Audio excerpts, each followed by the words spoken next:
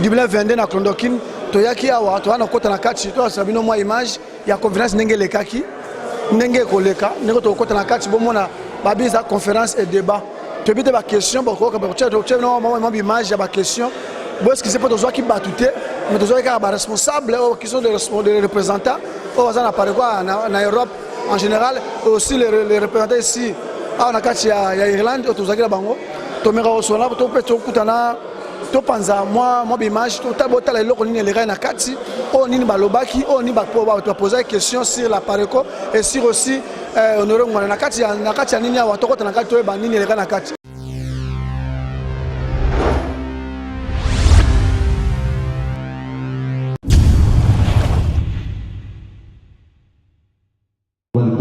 C'est extrême droite, mais là, vous avez un Marguerite qui est SNE en charge de la mobilisation de la jeunesse, c'est-à-dire secrétaire national exécutif en charge de la mobilisation de la jeunesse. Par contre, c'est mis dans sur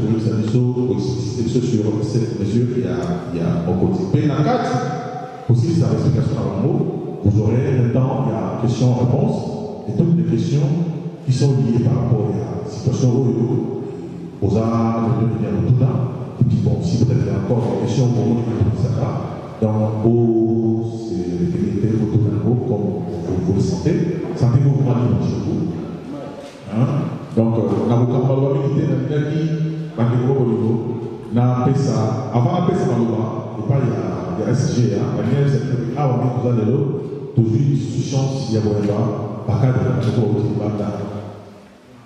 Pas cadre de la parcours au Banda, nous avons beaucoup il y a région, il y a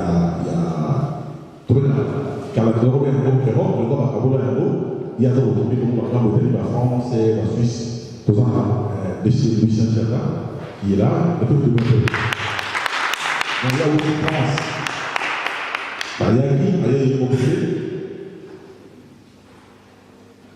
avec qui est mon côté, Azali Payé, dans mon parti, vous avez un conseiller régional, M. Kibikali Bongo, et le et puis, nous avons M. André Yaouti en Suisse, pour quel projet. Donc, on va passer, ça fait vous allez pouvoir fixer un peu mon embauche dans le mot. Avec une conférence dans la Dublin, on va critiquer d'abord à Yépopa. Donc, na suite on a fait tout à l'heure, dès que vous connaissez la caméra, il y a la moteur et la radio, et le pot associé. Il y a un avis sur le alors,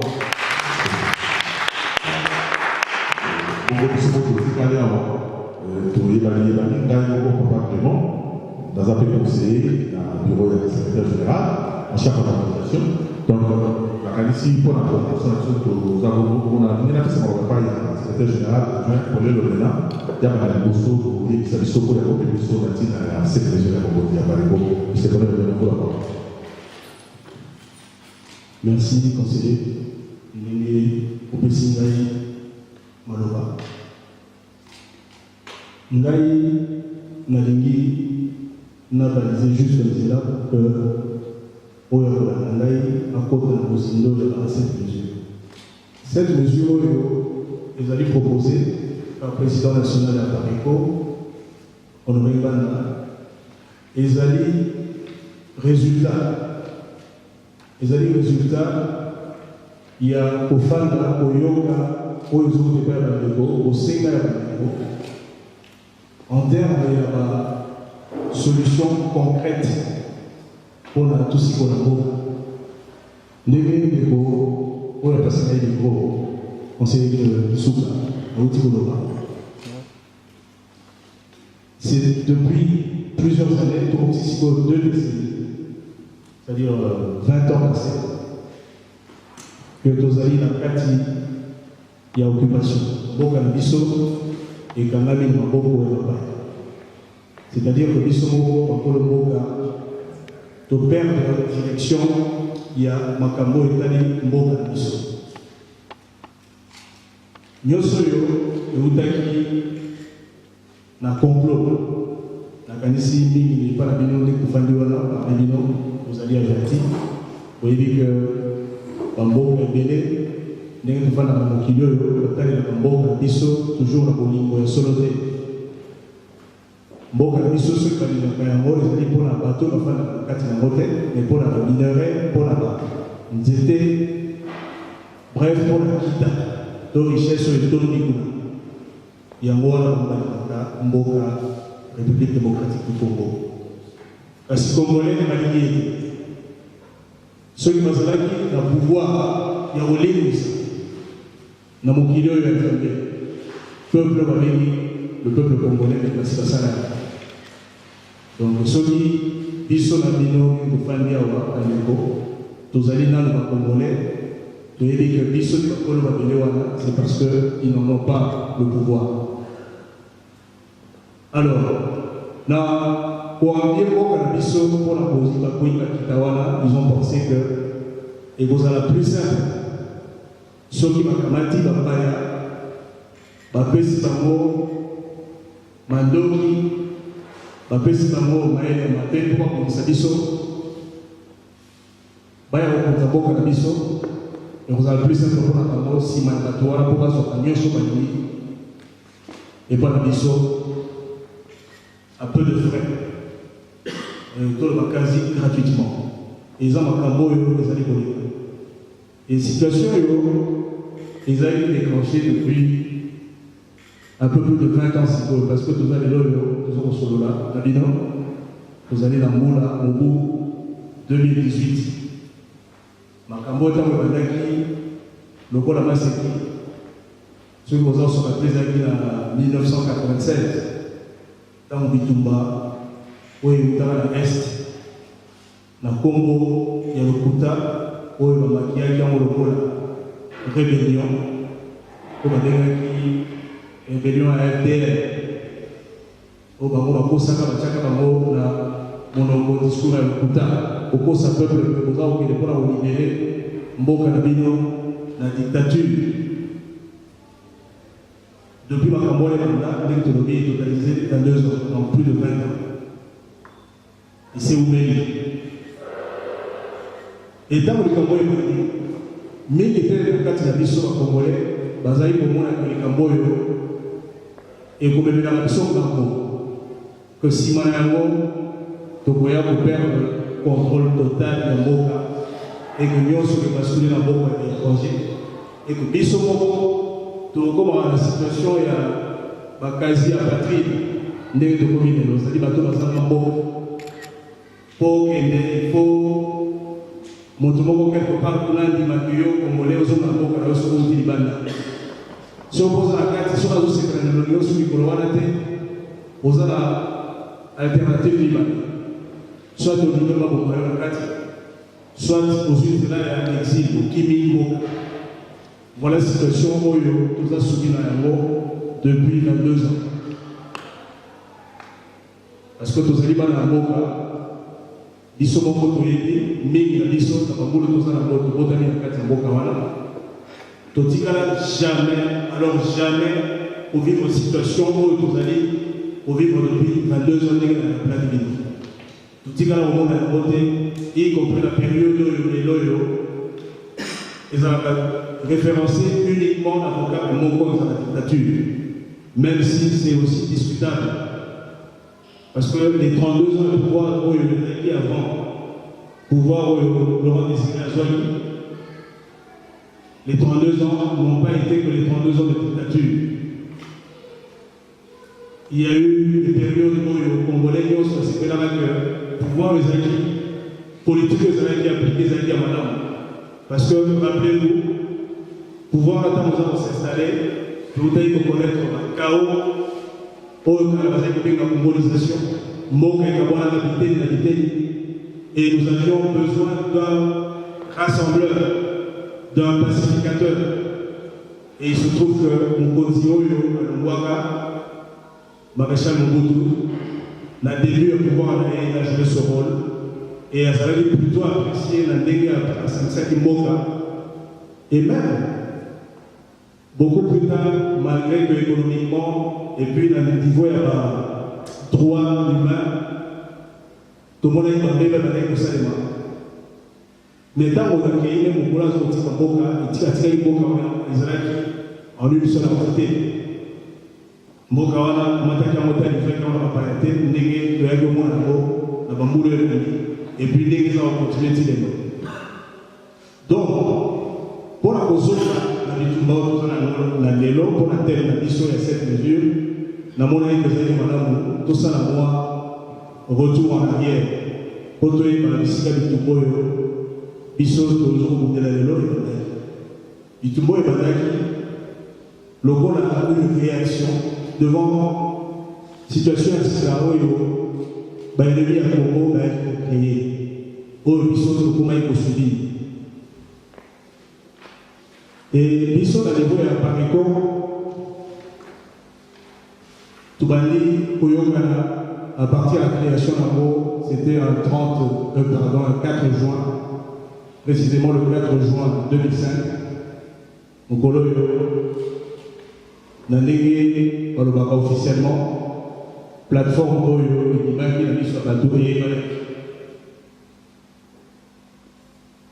Monsieur Gonoregan, président national et à Bamako, n'a pas patriote Moussoussou, à mon avis, que c'est qui va créer un cadre pour aider les Nyoso au Banimbaïa pour nous avons l'école pour récupérer au sommet de et sur la bombe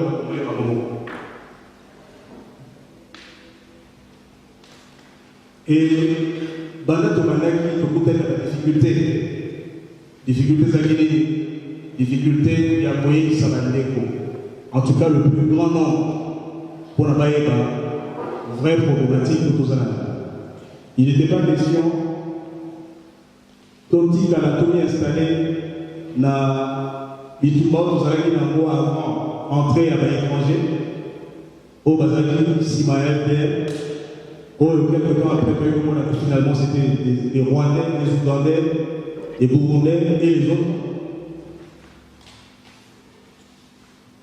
Il a fallu que toi expliquer que ce n'était pas cette problématique-là. Il y a une question de maréchal, autre dans le gâteau, ça doit installer démocratie. Démocratie à ce femmes, à droit et à respecter. Tout expliquer par les gouvernements, tout ce canal où il y a la démocratie parce que, oh, il y a une nation en mot, mais elle est encore plus grave. Et ceux qui ont sali, il était, tous les disques de perdre le mot. Mais tout ça qui, dans une polémique perpétuelle. C'est-à-dire qu'on peut expliquer les démocraties qui sont les bazars, on va atteindre tout ça la population. Démocratie. Or, démocratie, il fallait tout l'attachement au moyen de poser la question. Encore une fois, pour nous contrôler. Au début, à travers le processus électoral, il faut qu'à tout veiller dans la cycle de l'élection seulement, périodiquement. Tout ça, l'élection, il y a un à ce cas. Tout ça, il faut accueillir, bâtir le sous. Encore que depuis, mon conseiller peut être depuis ma processus électoral et collègue. Nicolas a décidé de accueillir. Donc ce schéma-là ne fonctionne pas. Et de toute évidence, il y a un voté. C'est là où on a été. Et on permet que l'ISO, les Congolais, n'amour et l'autre récupérer pour la mission en campagne. Parce que le processus électoral, et ça, justement, pour ne pas continuer, c'est-à-dire à l'étranger, les puissances tapis dans l'ombre, où il y a un sauté, où il y a un qui a où il y a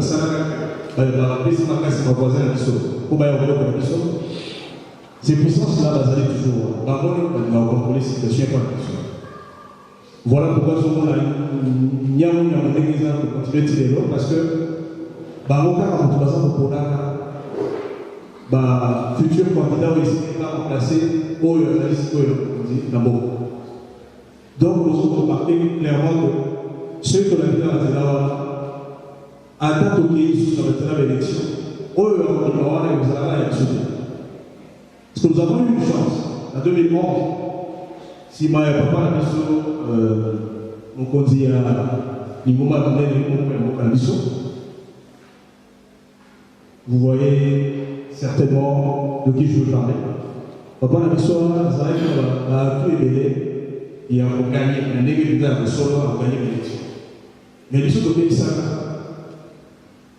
tolobaki na nzela ozoki baokende wana yo kolonga na yo me bakopesa yo baprésité na suka et c'est ce qui s'est produit biso nyonso ozali témoin ya likambo toza koloba à un moment donné il y a eu ma réflexion ezalaki kende ndenge nini mwa eloko ekosala mpo que malgré bakali nzambe na bokonzi mais ezalaka mpe récupéré tosali baeffort awa batia bambongo ainsi de suite mpona kolinga kobotola kibokonzi wana li azalaki il n'a jamais su récupérer kibokonzi wana nzela ya élection et lelo oyo aza komema biso lisusu na nzela kaka ya baélection toujours avec le même flou que la rendez-vous est construit en 2006 et en 2011. C'est pourquoi ils sont dans Aparico, mais pas que Aparico. Parce que à Patriote, nous sommes dans la carte Aparico, ils sont aussi dans la résistance dans sa vie. Mais il y a la carte Aparico, comme on a dit, la solution à Madame Ozani, tout compter sur le peuple. Au peuple, à Bengala, bateau et fanda na mutu ya mboka biso eloko tobengaki soulèvement populaire tobali koteya sur likambo wana mpo bandeko bayeba elei koloba nini et le bien fondé na yango tolekisi konga mingi na likambo wana sukasuka toye komona ke bandeko baye kondima likambo wana ke effectivement chance ezali mingi na kote wana mpo torécupere bokonzi mais bazalaki à chaque fois ozonga susu na mituna mais oza koloba ndenge wana bongo sikoyo ekosalema ndenge nini ekosalema ndenge nini ozopesa solution te solution vraiment concrète ezozala te yango wana mokonzi ya Aparico président national ya Aparico Honoré Banda ayaki na baproposition biso toza kolobela lelo oye moko abengaki les 7 mesures biso nde babisi yango ya Honoré Banda cette mesure wana ndenge kozala développé tout à l'heure akanti bamosusu na kati na bino basi bazwaki occasion ya kotanga yango na ndenge na bango moko mpe ya kotanga video bandeko parce que bandeko ebele basi balobeli yango ezali destiné na classe politique ya biso bacongolais principalement eza destiné mpona bango mpona nini parce que biso ndenge tozali awa Aparico tozali sevre na kati mpe même soki tokobeta ntango ate mpona koloba lipai nini tozwali mais mingi na kati na biso tozali libanda parce que c'est un mouvement qui est né à l'extérieur du pays mingi na biso tozali libanda et tozalaki kosala mesure oyo mpona concerner bandeko baza kotekuna epesa bango batuyo bayeba comment procéder parce que soulèvement populaire na kosala na kati ya libanda ya mboka te kosala na kati donc toza na mposa bandeko na biso baza na kati mpona pouvoir comprendre epai ndenge biso tozali parce que bobongo ezalaki mwa mingi na kati ya bango alors ceux qui n'ont pas comprendre avec bandeko bazala nsima na bango voilà nzela oyo ezali la route toute tracée mpona tokende to atteindre objectif wana ya soulèvement populaire parce que soulèvement populaire osalaka bandeko oyo bazali na kati ya mboka et biso toza kokote sur baoyo bataka te na liboso na bango pour que ceux qui n'ont pas comprendre basoleka bandeko baza na nsima na bango et de cette manière là un matin un soir une nuit toyebi te ngonga toyokaka ke eloko moko ebandiki oya mwana mboka et baoyo bamona kaka kelo place oyo eza so ya biso ya kofanda te nde bakosimba nzela bazongi epai na kotaka mboka na biso ekosikola donc tolobi schéma oyo bayapozaki biso wana ya ba tosololaka nano après partage ya pouvoir après tokeba élection ainsi de suite ndenge bakerela biso sumbala oyo eza solution te et oyo ya kotia te te toza baprofete te mais maloba oyo ebima na minoko na biso na minoko ya barésistant mingi esapera que yango nde tozalaki ya kosolo mbala mibale analyse ça là malami balé bande ko terre malami balé ba cheki tende et puis tout le monde résultat c'est que mboka ça toujours na mboka mabaya ba congolais ba ça continue toujours pour flouer ba ko ba ça continue pour koto na ba ko ya ba ko pouvoir donc tout là c'est là pour cette mesure pour aboutir à ce soulèvement populaire pour aboutir aussi ya mboka donc ndeko oyo akozoma na nsima na ngai ye akoentame dans les détails masolo oyo na tele oyo nauti kolobela awa nazongisa maloba epai ya ekola za population pour la suite. Merci. Merci Nabino. Alors, tu as la minute, tu as mis suka na pona conférence na biso, tu as na responsable o yazalaki, ba responsable o taki na France, Belgique, Londres, bazali awa, o ba otina kati ya conférence de débat to seulement mo keto ba nini le ba mena kati kuna po masola mboka yango to na monde besoin. O eza toujours comme d'habitude. Papa na biso moi question muke. Merci. Na moi débat bola na ngai na gauche na ngai o moni papa na biso libitali bongo yazali. Ami de tous les jours, tu es banni. Et n'a pas besoin de filmer ma collègue à l'Ebsekibino. Oui, peut-être terrain. Alors, rien du tout, mais quand sola, Toloba, Tosola, Maramé Nakati. Bonjour, bonsoir. Oui, bonjour, mon frère. Tu as dit la conférence, moi, ma question, tout le monde va passer ma question à Bango. Mais comme je suis d'autre part, tu as dit que nous avons c'était. La conférence, nous sommes les gars, nous sommes accompagnés de mes façons de Goloba. On a insisté. Et là, on est les Congolais en général, et si précisément en Irlande, sur l'idée, il y a mon honorable Honoré Mwanda et aussi la Pareco en général. Merci Ndeko, d'abord comme on a. Moi c'est Elson TV, journaliste. Ok, merci. Et là on a go loba bandiko Irlande baye baba Congolo bazana Irlande baye ba été Irlande des amabeli na bisoté.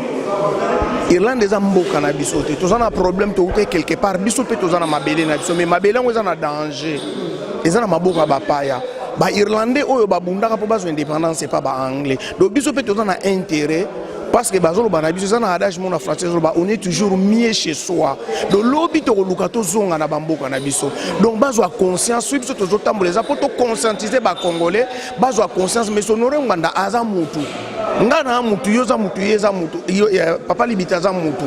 Mais ba congolais to zo conscience ya message au mais sonore nganda zo loba pour to telema pour to bundela mboka na biso to récupérer mabele na biso o eza na maboko ya bapaya. Sinon te lobby ozala trop tard ozala ma. Question de comment tu n'as qui a est-ce qu'il y a pareil que les a planté ou bien enregistré na kacha Congo Kinshasa on dirait au moins qu'il y a un mabé par rapport à quoi non na moni on mabé te question écoute ça qui bien alors la réponse est claire oui la réponse est claire apparaît ko na kacha Kinshasa les a planté na kacha Kinshasa te apparaît ko les ali mouvement ya résistance les a parti politique pour exister na kacha Kinshasa faut qu'elle ko s'enregistrer na gouvernement o les a sur place les ali ko tambusa tu comprends enregistrer ko ni ezang mais apparaît ko ndima ka gouvernement na teza mouvement ya résistance azo balaye makamwana nyonso comment gouvernement yozo ndimate après que ne se soumettre pas na bango na ba condition pour s'enregistrer apparaît ko ezali mouvement ya résistance ba résistance nyonso esalama na mokili esalama na libanda ya mboka na bango o ezali occupé donc écoute question ezaki bien pour nous éclairer et puis écoute même na Londres to koleka pour éclairer likamona apparaît ko ezali enregistré na Kinshasa. Alors pour être clair encore et là on y est là que ça et là on y garantit ni apparaît ko avec Yemogo Ngwanda on a assuré ba congolais que 8 avec ba détermination naie ba décision naie avec les idées les projets et là on est assuré na ba congolais parce que banda to ba ki Ngwanda jusqu'à aujourd'hui ba nous raconter que tu le Ngwanda ko liaka mbisi tu le Ngwanda ça na vie à l'aise avec ses enfants alors les Congolais sont de souffrir de mourir surtout ba yo kakaye o ba na bazaka mingi convaincu na maloba naie comme je suis pas commis dessus. Non, c'est-à-dire assurance au missionnaire Ngwanda ko pesa na batu. Batala déjà détermination naie. Batala détermination naie, batala constance naie na makambo, cohérence naie na makambo ya loba ki lobby malgré ba congolais bango moko bazoya malembe na retard ya capturation ya message. Mais comme ça ba théorie l'équipe trop mais pas pratique. Mais justement mokili esalamaki na liloba il faut bato bayoka mpo bazwa conscience pratique oyo bango bazoluka fo tuna bango pratique nini il faut honorer nganda alobaki l'homme doit se libérer d'abord lui-même donc mutu ase libérera d'abord ye moko na mutu na ye prenez-vous en charge nga kuna na question koloba makambo prenez-vous en charge te mais nga d'abord libère-toi d'abord toi-même mutu faut se libérer d'abord na kati ya mental na yo na mutu na yo o se libérer après ce action oyo zoluka ekoya donc soko za esclave faut banana nous ko se libérer moko lobake na kozala sous esclave te po ko za esclave eza mabe o se libérer mais sonore ngana expliquer ka beti même masolo ya après cet exemple ya Kumbaya esclave moko azaki na Amérique ba libérer qui sans être libéré ye moko na mutu na ye alors Kumbaya zongaki na ye pour na mutu na ye ba ki azaka esclave alors na yo moko tanke filemo makele ba parti politique c'est belé pourquoi ponaka apareko non parce que nazo bandela ko ratake loko na apareko eza parti politique te qu'est-ce que la plateforme comme on dit groupe de résistance ezali mouvement ya résistance ko bosa na loko na te parce que na apareko vérité ezali makambo apareko azoloba eza ya solo lelo moko lobengo bato bazondi lelo bato bandimi ke occupation ezali mais sonoro ngwana ba ki occupation ezali lobango depuis Kalawi lelo omoni ke lelo bato bango mondima mais sonoro ngwana ba ke le Congo était agressé lelo tondimian donc traitement pe solution ya pesi schéma o ya pesi ya cette mesure ba congolais ba regretter pourquoi tondima makambo banda kala te to capter message ote tozo kende molo alors suka na yango résultat nango ekomona na ndima yango na sadera awa po na bundela mabele nanga po vérité ezali na kati ya apareko voilà mot de la fin to clôture vraiment na sepeli mingi na bande kwa Irlande balasi maboye ebele poto solola ekozala vraiment malamu po baya to solola po eza makambo ya mboka na biso nde toyembaka esangwema likambo ya mabele oyo eza likambo ya mabele merci merci Nabino tozwi mwa muke responsable au secrétaire général ya adjoint tosola mwa muke parce que moi expression na nini na kati ya conférence de débat au Elekia c'est comme ici d'autres gens baza convaincus sur des questions posées concernant initiative les idées ya Pareko oui ndenge lobi et biso pe to moni yango ndenge wana mais omoni na mokili oyo na makambo nyonso ezala na politique ezala même na médecine ezala na domaine ya astronomie quel que soit le domaine yo oya nango mukolo yo moni lumière ko constater que mukolo wana batu nyonso moni lumière wana ba mususu sera toujours moins temps avant endimama omoni muto ali boso a sala observation ya sika ya mukila tali oh banda mukile banda batu balobaka la terre est plate mais nga lelo na yoto mona que non la terre n'est pas plate la terre est ronde mukolo wana te mutu bandima ga mais batu balobi que batu bazaki na ba invité ba na conférence de débat wa comme si balobi lelo ba moni que monsieur Paul Lomena nenga lobaka na biso nenga saka ba conférence te ba débat ma communauté façon à répondre lelo ba moni pena que 8 au fungoli bango bazuma loko moko boye alors est-ce que cela yo moko au sala qui observation pour cela qui analyse que oui tout le monde likama to comprendre ah Paul Mena mais façon zo ba comme si on convainc mais le va convaincu pendant yo mona ondene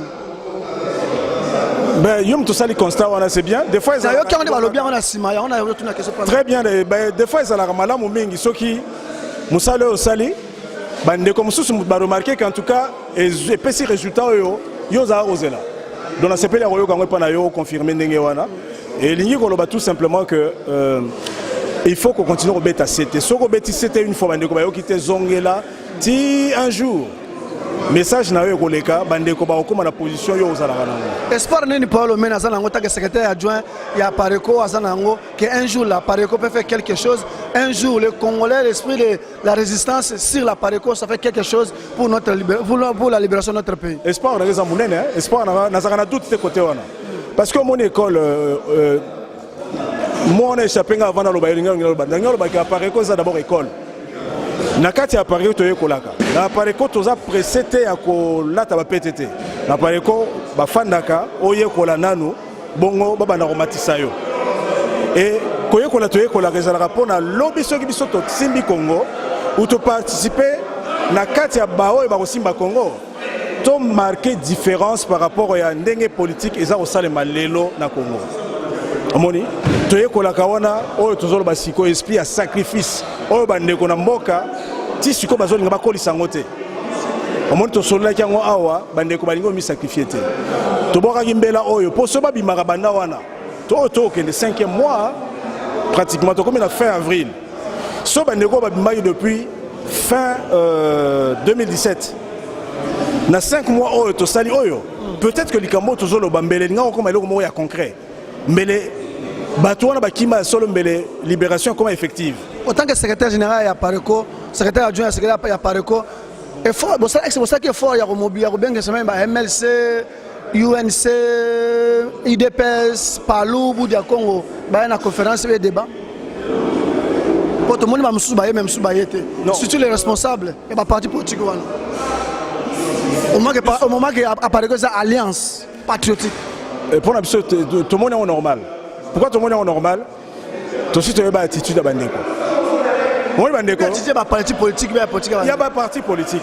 Parce que moi, je organise une manifestation politique. Ceux qui, quelque part, ils organisent une conférence. Au moment où on a bis au Tokendaka. Oui, tu as Pareco, Tokendaka. Omoni Tokendaka. Mais ceux qui sont au ici, tout le monde a un retour au Anaté. Mais tout simplement, tu éviter, on est-ce qu'il y a une question peut-être un jour, sur aux Bango, autour de Bango, Bango n'aime pas répondre, il y a un symbole, on a pas d'année, ceux qui apparaissent, Bino Bobing, c'est ma manifestation, apparaissent à Yaka. Pour l'année, ceux qui apparaissent à Bengisi, Bino Bokendaraté, tout ce que tu constates, Biso à média, et au salaire, Malam Toyoka, et Biano Bango à travers eux. Merci beaucoup. Merci, c'était notre père, Papa Biso Lomena, Paul Lomena, notre papa ici en Irlande. C'était Elson TV, Toyaki, pour le Masoleil Yamboka, invité Biso à média. Nous sommes là pour travailler, pour vous donner l'information et l'actualité. Elson TV, la voix d'Irlande, et tout est possible à tout est chacun. Merci à Maître Adou Antonio. Merci aussi à Maman Sylvie Matabisi, moi j'ai fait tout mon travail. Merci à la production Lambiki Dioka. Merci à Willy Pelela. Na kamera ya na Willy Pelela makama o zanga raté na kamete cette fois était par rapport à quoi na évité peut-être indisponibilité ça ko yate. Merci aussi à Maître Géry Sangola, merci aussi à les bourgeois de Dublin Justin Lota et papa na Sierra Percy, merci aussi à Mambo de Dublin, merci aussi à qui encore on est ensemble na Katia Moussala. Derrière caméra c'était Rodrigue Waiki en Irlande, c'est toujours famille Waiki qui fait les images, qui fait les photos, toujours on est ensemble. Maître Adou Antonio Lobinini. Maman Sylvie Matabisi au Lobinini, ma copa au Lobinini, aussi au Japon, Willy Pelé au Lobinini, les bourgeois aimés à Pépone et en direct de Dublin au Lobinini.